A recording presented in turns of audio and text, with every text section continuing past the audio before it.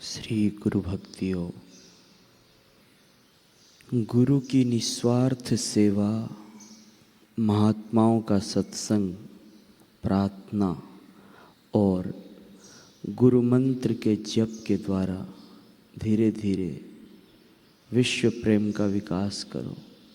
अन्य लोगों ने जो चीज़ महाप्रयत्न से सिद्ध की हो, वह चीज़ आप गुरु कृपा से प्राप्त कर सकते हैं। धन्यवाद है विनम्र लोगों को, क्योंकि उन्हें तुरंत गुरु कृपा मिल जाती है। जिन्होंने गुरु की शरण ली है, ऐसे पवित्र आत्माओं को धन्यवाद है, क्योंकि उनको परम सुख अवश्य प्राप्त होगा। गुरु कृपा की प्राप्ति के लिए नम्रता एकमात्र राजमार्ग है। आध्यात्मिक आचार्य अथवा सच्चे महापुरुष की प्रथम कसौटी उनकी नम्रता है। ये उनका मूल गुण है। सुई के छेद से ऊंट गुजर सके, इससे भी अत्यधिक मुश्किल बात है गुरु कृपा के बिना ईश्वर कृपा प्राप्त करना। जैसे पानी को दूध में डाला जाए तो वह दूध में मिल जाता है और अपना व्यक्तित्व गंवा देता है, वैसे ही सच्चे शिष्य को चाहिए कि वह अपने आप को संपूर्ण गुरु को सौंप दे, उनके साथ एक रूप हो जाए। जैसे छोटे छोटे झरने एवं नदियाँ महान पवित्र नदी गंगा से मिल जाने के कारण खुद भी पवित्र होकर पूजे जाते हैं और अंतिम लक्ष्य समुद्र को प्राप्त होते हैं। उसी प्रकार सच्चा शिष्य गुरु के पवित्र चरणों का आश्रय लेकर तथा गुरु के साथ एक रूप बनकर शाश्वत सुख को प्राप्त होता है। बालक बोलना चलना क्या एक ही दिन में सीख जाता है?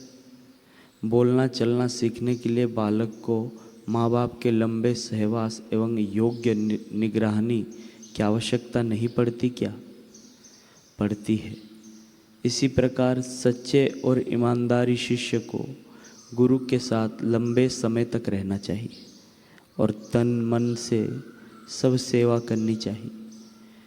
इस पूरे समय के दौरान सर्वोच्च विद्या सीखने के लिए हृदयपूर्वक ध्यान देना चाहिए और उसमें रस लेना चाहिए। इस प्रकार उस परम ज्ञान प्राप्त होगा और किसी प्रकार का नहीं।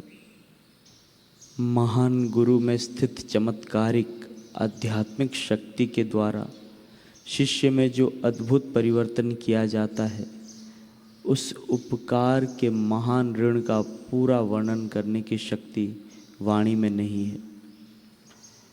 सद्गुरु साक्षात ईश्वर है, ऐसा जो कहा गया है वह सत्य ही है। उनकी महानता शब्दातीत है।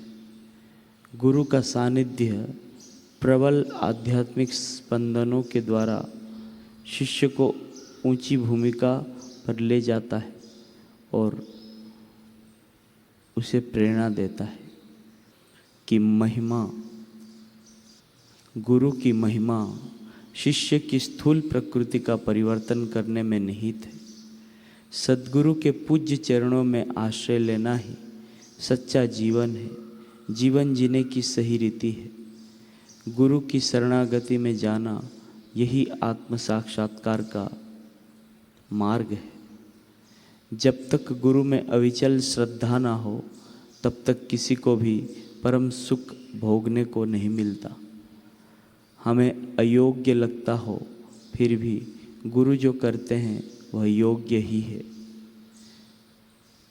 गुरु के उपदेश में अविचल और अविरत श्रद्धा सच्ची गुरु भक्ति का मूल है। गुरु सदैव अपने शिष्य के हृदय में बसते हैं। कबीर जी कहते हैं, गुरु और गोविंद दोनों मेरे समक्ष खड़े हों तो मैं किसको प्रणाम करूं? धन्य है वे गुरुदेव जिन्होंने मुझे गोविंद के दर्शन करवाए। केवल गुरु ही अपने योग्य शिष्य को दिव्य प्रकाश दिखा सकते हैं। गुरु अपने शिष्य को असत में से सत में, मृत्यु में से अमरत्व में, अंधकार में से प्रकाश में और भौतिकता में से आध्यात्मिकता में ले जाते हैं।